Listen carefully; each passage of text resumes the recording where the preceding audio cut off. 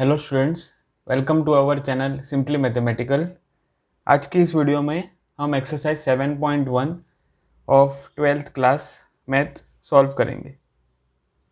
तो यहाँ पे एक्सरसाइज 7.1 है to find the anti derivatives integral, ठीक है, या फिर to find the integrals simply. तो यहाँ पे जो इम्पोर्टेंट है वो है चेन रूल इन इंटीग्रेशन। अगर आपको चेन रूल इन इंटीग्रेशन पता नहीं है तो एक्सरसाइज काफ़ी डिफिकल्ट हो जाएगा, ठीक है ना। तो चेन रूल ऑफ डिफरेंशिएशन आपको पता ही है, पर चेन रूल ऑफ इंटीग्रेशन क्या होता है हम अब देखेंगे एक्सरसाइज सॉल्व करने से पहले, ठीक है। तो चेन रूल इन इंटीग्रेशन,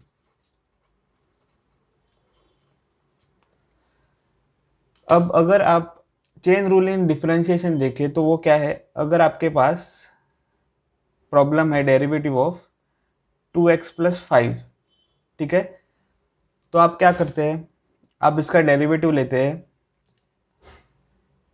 या फिर अगर आपके पास डेरिवेटिव ऑफ 2x + 5⁵3 है, ऐसा करके एक फंक्शन है, तो आप क्या करते हैं, इसका डेरिवेटिव लेते हैं, तो क्या होगा 3 टाइम्स 2x + 5, और बाद में आप क्या करते हैं, जो ये फंक्शन है उसका डेरिवेटिव लेते हैं, डेरिवेटिव ऑफ 2x + 5। तो क्या होता है 3 टाइम्स 2x + 5 मल्टीप्लाइड बाई 2 आ जाता है, और आपको आंसर मिलता है 6 टाइम्स 2x + 5। तो ऐसे आप करते हैं।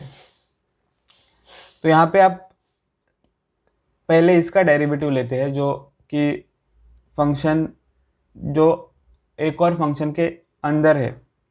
यहाँ पे दो फंक्शन है, ठीक है, क्यूब फंक्शन और ये लीनियर फंक्शन।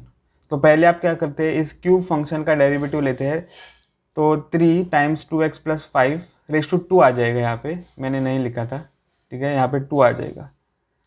और फिर अगर ये ब्रैकेट टर्म x नहीं है या x + सम कांस्टेंट नहीं है, तो आप उसका डेरिवेटिव लेते हैं।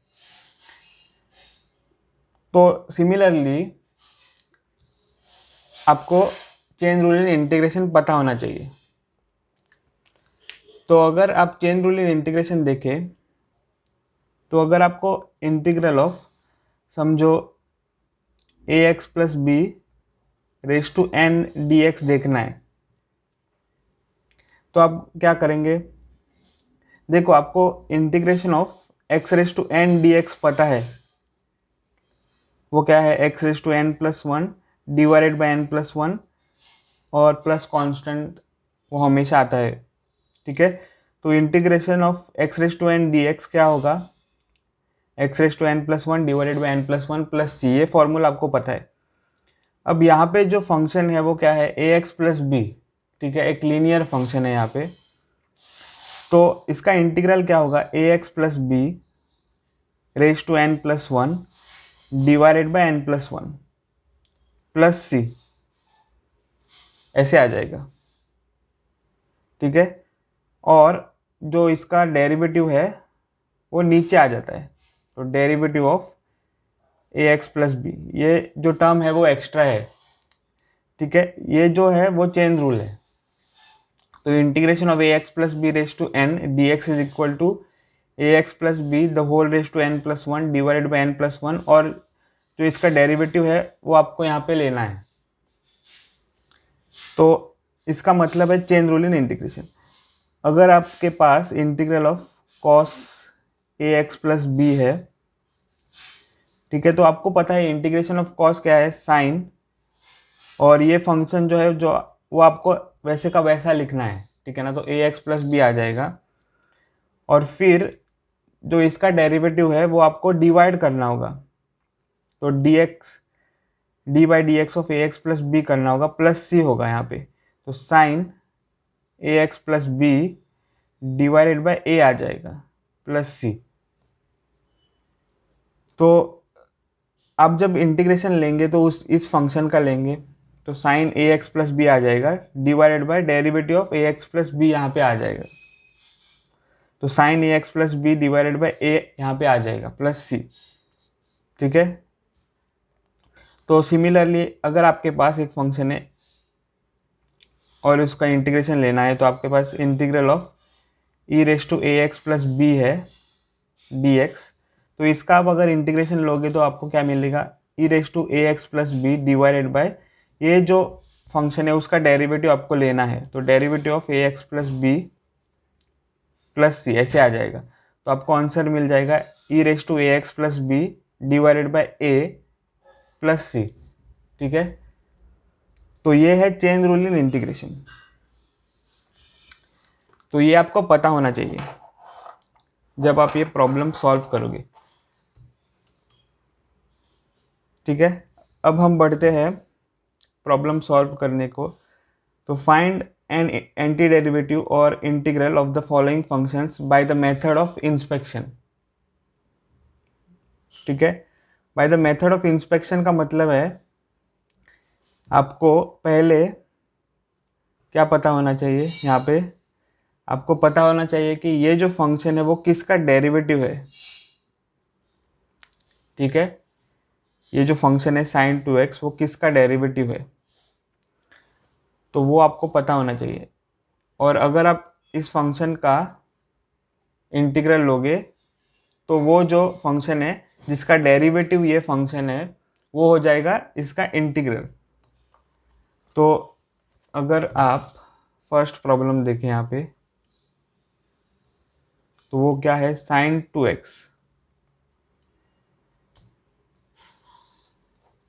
अब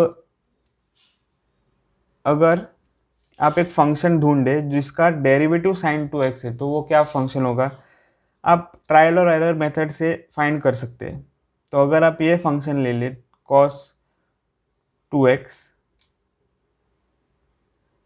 ठीक है, cos 2x मल्टीप्लाइड बाई 2 अगर आप ले लें यहाँ पे, या माइनस अगर आप यहाँ पे ले ले, ठीक है, तो इसका डेरिवेटिव अगर आप ओके डिवाइडेड बाई 2 लेना है हमें। ठीक है, ट्रायल और एरर मेथड है यहाँ पे। तो अगर आप इसका डेरिवेटिव ले ले तो क्या हो जाएगा, minus of minus sine 2x divided by 2 और multiplied by derivative of this, जो कि चेन रूल होता है डेरिवेटिव में। ठीक है, तो इसका हम डेरिवेटिव ले रहे हैं तो ऐसे मिल जाएगा। तो माइनस और माइनस हो जाएगा प्लस, तो आपको मिल जाएगा sine 2x divided by 2 multiplied by derivative of 2x is 2। ठीक है, तो आपको क्या मिल गया, साइन 2x, जो कि ओरिजिनल फंक्शन था यहाँ पे जो प्रॉब्लम में दिया हुआ है। तो आप क्या कह सकते हैं, आप क्या कह सकते हैं कि integral of sine 2x dx is this minus cos 2x divided by 2। ठीक है, और प्लस सी हमेशा आ जाता है क्योंकि यहाँ पे अगर आप कांस्टेंट ऐड कर लो तो derivative of the function which you take is the same sine 2x। ठीक है, तो ये आपको मिलेगा। तो integration of sine 2x dx क्या हो जाता है, minus cos 2x divided by 2 plus c. अब अगर आप सेकेंड प्रॉब्लम देखें cos 3x, अब अगर हम फाइंड करें एक फंक्शन जिसका डेरिवेटिव cos 3x है, ठीक है, तो वो क्या होगा, अगर हम derivative of sine 3x divided by 3 ले लें यहाँ पे, ठीक है, तो ये क्या हो जाएगा, डेरिवेटिव ऑफ साइन 3x है cos 3x और multiplied bye the chain rule derivative of 3x जो है 3 डिवाइडेड बाय 3 मिल जाएगा। तो यहाँ पे 3 और 3 कैंसिल हो जाता है और आपको क्या मिलेगा, cos 3x। समझे? तो आपने क्या किया, आपने एक फंक्शन फाइंड किया जो है साइन 3x डिवाइडेड बाई 3 जिसका डेरिवेटिव cos 3x है। तो उसका मतलब क्या है, integration of this function is what, is this function.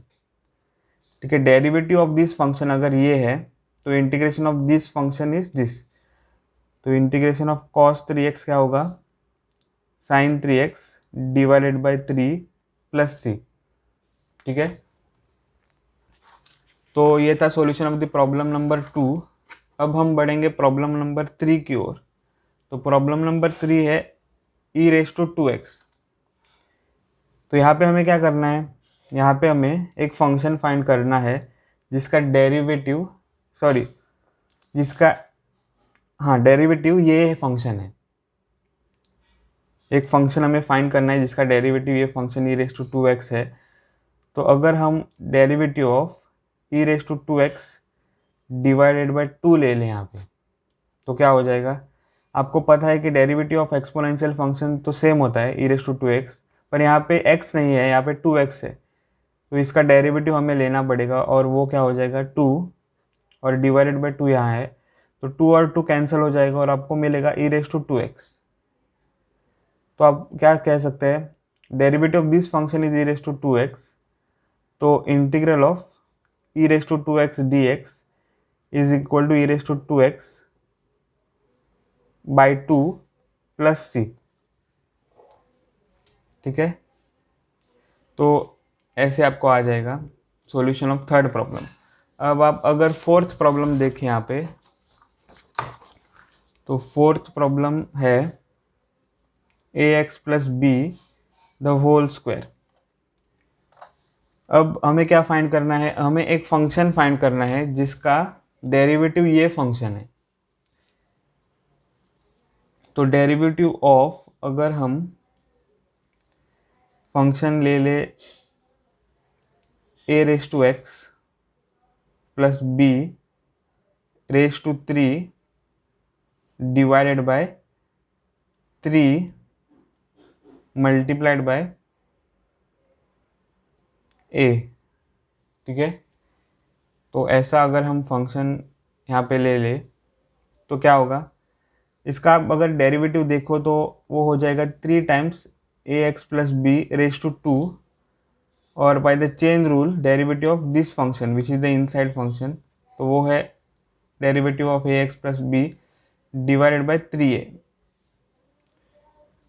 तो हमें क्या मिल जाएगा, 3 times ax plus B the whole square multiplied by derivative of ax plus B होगा a डिवाइडेड बाय 3a। ठीक है, तो यहाँ पे 3 और 3 कैंसिल हो जाएगा, a और a कैंसिल हो जाएगा और आपको मिलेगा ax plus B the whole square. तो अगर इसका आप इंटीग्रेशन ले ले ax plus B the whole square, तो वो क्या इक्वल टू हो जाएगा this function ax plus B the whole cube divided by 3a। ठीक है, तो ये था सॉल्यूशन ऑफ प्रॉब्लम नंबर 4। अब हम बढ़ेंगे प्रॉब्लम नंबर 5 की ओर। तो प्रॉब्लम नंबर 5 है sin 2x minus 4 times e⁻3x। तो हमें क्या फाइंड करना है, एक फंक्शन जिसका डेरिवेटिव ये फंक्शन है। तो derivative of sin 2x minus 4 times e⁻3x, ये आपको नहीं लेना है। डेरिवेटिव ऑफ एक फंक्शन हमें फाइंड करना है। ठीक है, तो वो क्या फंक्शन होगा, तो हमें sin 2x यहाँ पे चाहिए।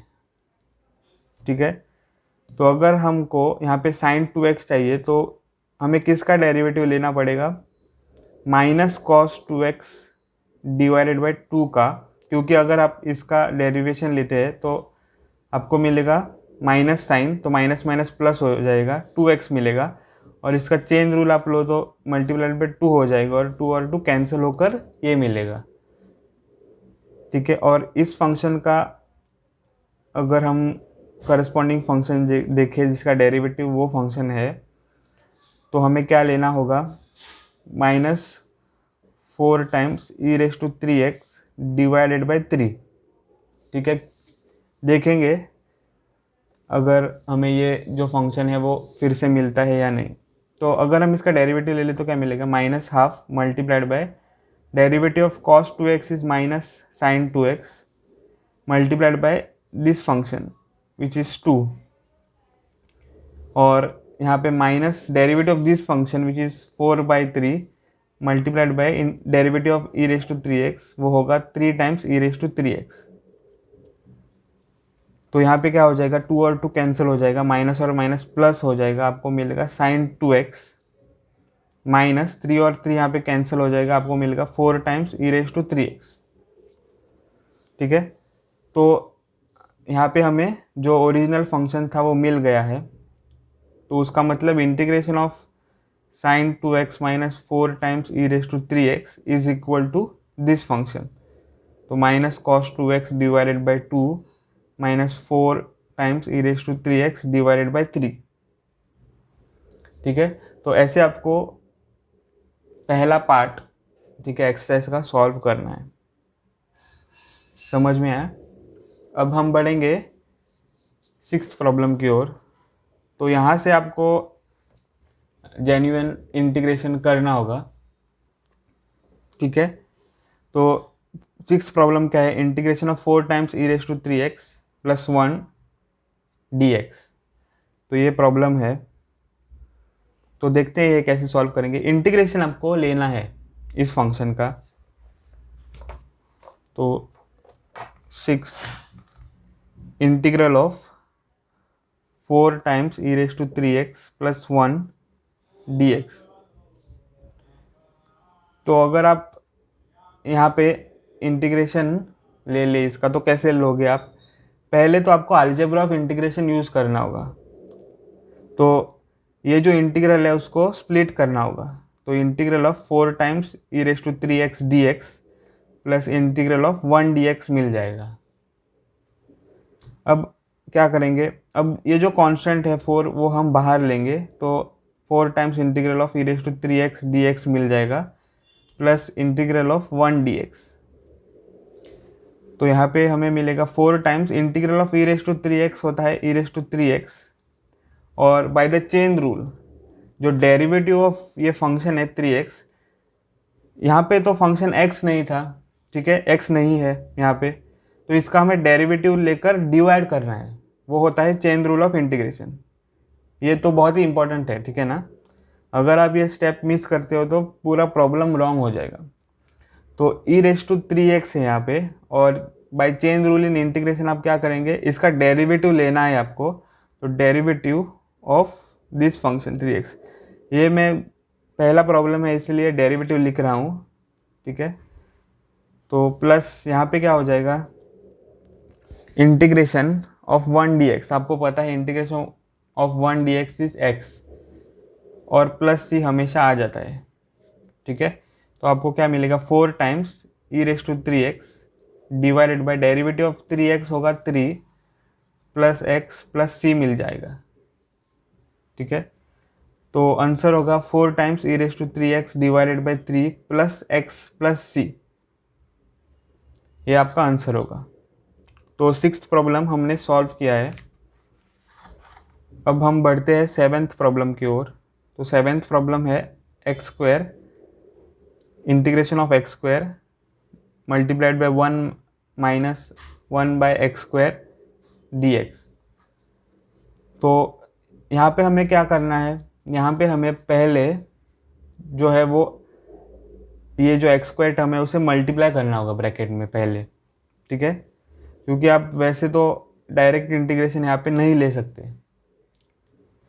तो इंटीग्रेशन ऑफ इसको अगर हम यहाँ पे मल्टीप्लाई करें तो क्या मिल जाएगा, x square minus X square divided by X square dx। तो this is equal to integral X square minus X square, और एक्स स्क्वायर यहाँ पे कैंसिल हो जाएगा, आपको मिलेगा 1 dx। तो अगर आप इसका इंटीग्रल लोगे तो आपको क्या मिलेगा, इंटीग्रल ऑफ एक्स स्क्वायर क्या होता है, X raise to 2 plus 1 divided by 2 plus 1। ठीक है, ये आपको फॉर्मूला यूज़ करना है, integral of X raise to N is equal to X raise to N plus 1 divided by N plus 1। तो ये आपको फॉर्मूला यूज़ करना है। तो यहाँ पे क्या हो जाएगा, X raise to 2 plus 1 divided by 2 plus 1, और माइनस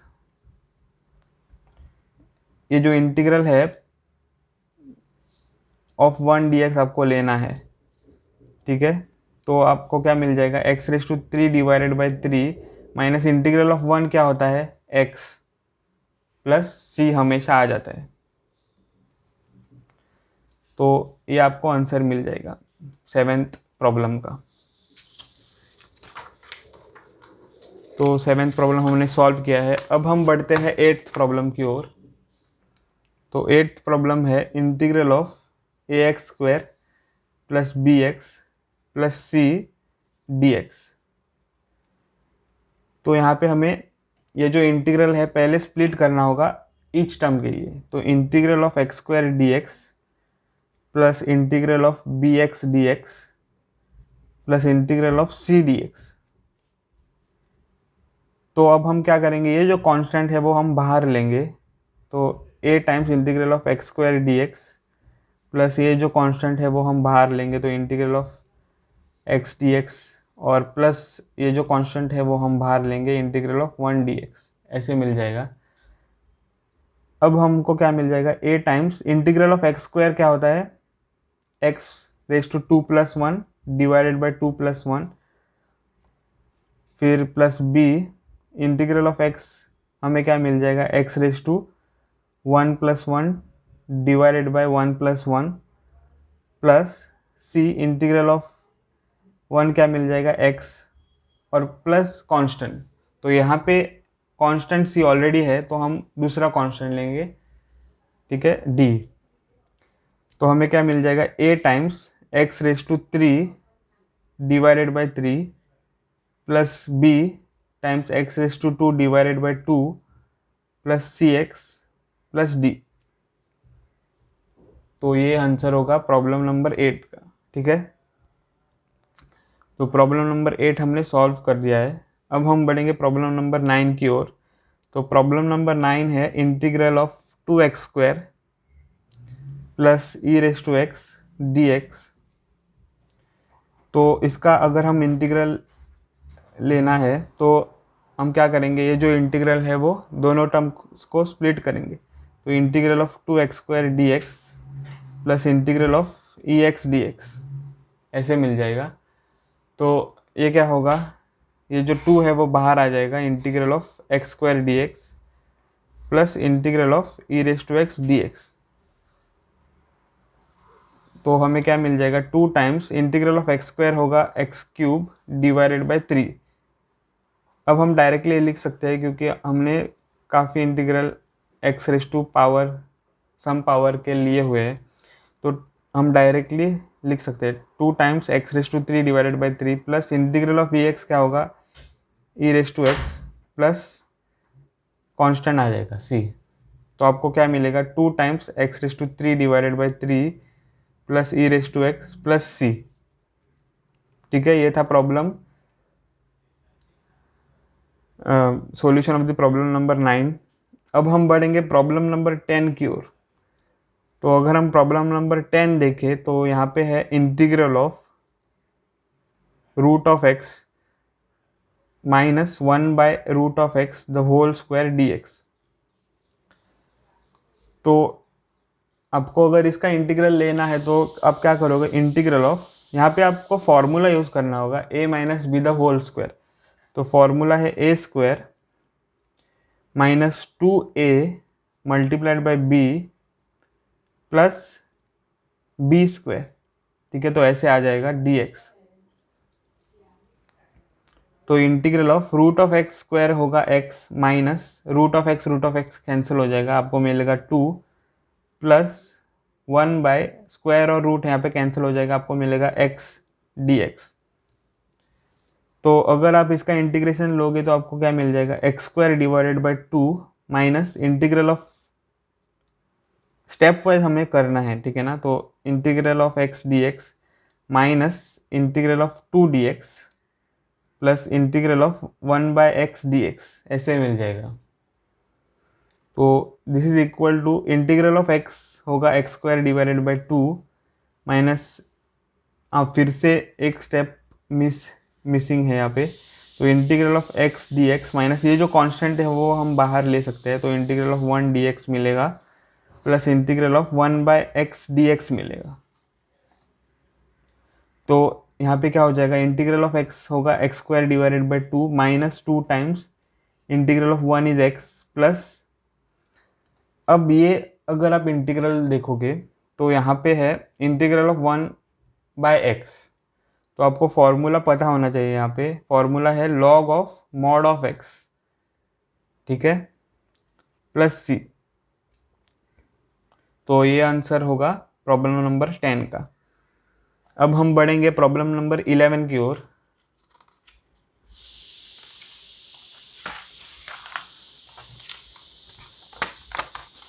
तो प्रॉब्लम नंबर 11 है integral of X cube plus 5x² minus 4 divided by x² dx। तो इसका अगर हमें इंटीग्रल लेना है तो हम क्या करेंगे, ये जो x² है वो ईच टर्म को स्प्लिट करेंगे। तो x³ divided by x² plus 5x² divided by x² minus 4 divided by x²। तो हमें क्या मिल जाएगा, इंटीग्रल ऑफ, यहाँ पे 2x कैंसिल हो जाएगी तो रहेगा एक x प्लस यहाँ पे x² कैंसिल हो जाएंगे, बचेगा 5 minus 4 divided by x² dx। तो ये आपको मिलेगा। अब हम अगर इसका इंटीग्रेशन ले ले तो क्या मिलेगा, हाँ पहले स्टेप वाइज हमें करना है, ठीक है ना। तो integral of x dx plus integral of 5 dx minus integral of 4 divided by x² dx। तो यहाँ पे हमें मिलेगा इंटीग्रल ऑफ x dx। अब ये जो कांस्टेंट है वो हम बाहर ले सकते हैं, तो 5 टाइम्स इंटीग्रल ऑफ 1 dx, और ये जो 4 है उसे हम बाहर ले सकते हैं, तो minus 4 times integral of 1 by x² dx।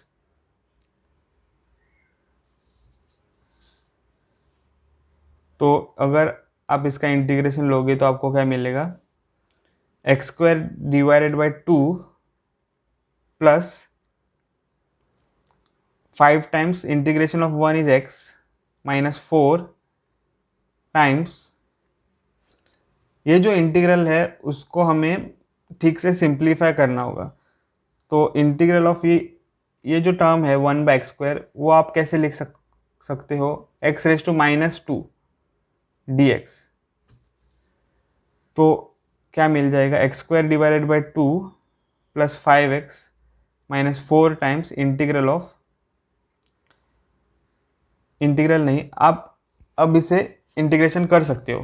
तो आपको क्या मिल जाएगा, x⁻² minus 1 sorry plus 1 divided by -2 plus 1, ठीक है। फॉर्मूला है integration of x⁻n is equal to x⁻n plus 1 divided by n plus 1।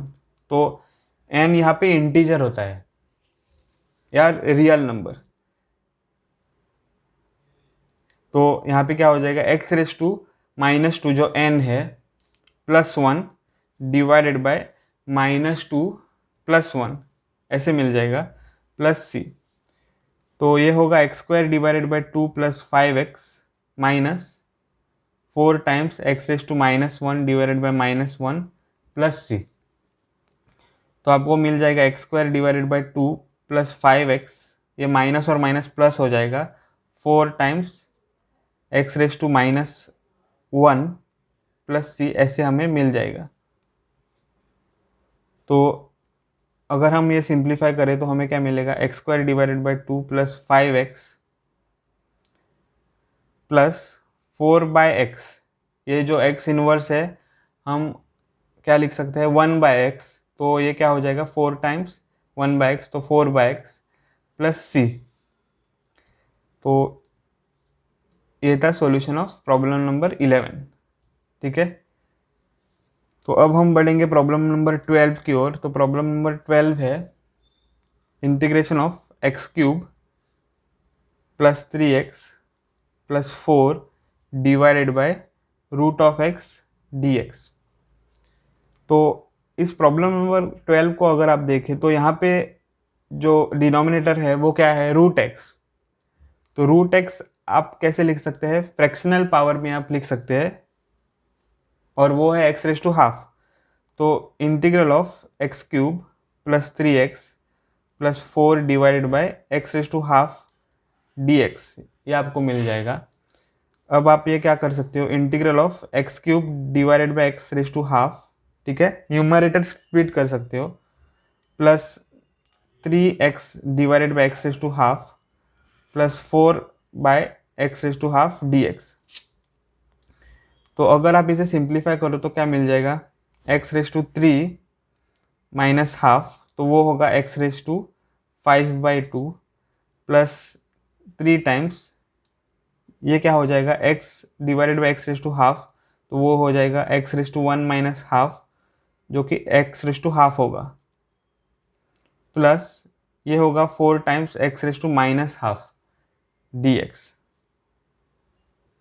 तो अगर आप ये इंटीग्रेशन को स्प्लिट करो तो आपको क्या मिल जाएगा, integration of x⁵² dx plus integration of 3 times x⁻½ dx plus integration of 4 times x⁻⁻½ dx। तो अगर आप इसका इंटीग्रेशन लोगे तो आपको क्या मिल जाएगा, x⁵² plus 1 divided by 5/2 plus 1 plus 3 times x⁻½ plus 1 divided by half plus 1, ठीक है, क्योंकि यहाँ पर जो पावर है वो रैशनल नंबर है, तो हम ये जो फॉर्मूला है यहाँ पे वो यूज़ कर सकते हैं, integration of x⁻n dx is equal to x⁻n plus 1 divided by n plus 1।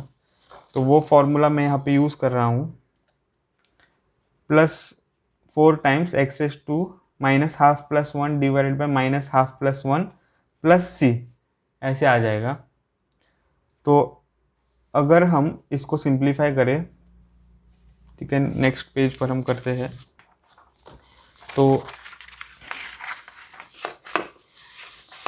यहाँ पे हमें क्या मिल जाएगा, देखो यहाँ पे क्या है, x⁵5/2 प्लस 1, तो x⁻7/2 डिवाइडेड बाई 7/2 मिल जाएगा, प्लस 3 टाइम्स यहाँ पे हमें मिल जाएगा x⁻3/2 divided by 3/2 plus 4 times x⁻½ divided by half, ऐसे मिल जाएगा, प्लस c।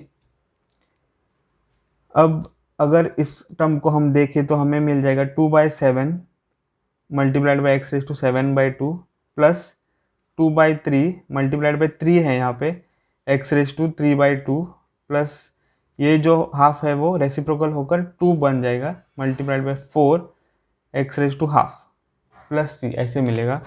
तो अगर हम इसका आंसर देखें तो 2/7 x⁻7/2 प्लस 3 और 3 कैंसिल हो जाएगा, 2 टाइम्स x⁻3/2 मिल जाएगा, plus 2 times 4 is 8 x⁻½ plus c, ऐसे आपको आंसर आ जाएगा, ठीक है ना। तो ये था सॉल्यूशन ऑफ प्रॉब्लम नंबर 12। ये जो प्रॉब्लम नंबर 13 टू 22 है एक्सरसाइज 7.1 में, वो हम अगले वीडियो में सॉल्व करेंगे। तो इस वीडियो में बस इतना ही। अगर आपको वीडियो पसंद आया हो तो प्लीज़ लाइक करना मत भूलें और मेरे चैनल को सब्सक्राइब करें। मैं मिलता हूँ आपको अगले वीडियो में, तब तक के लिए बाय।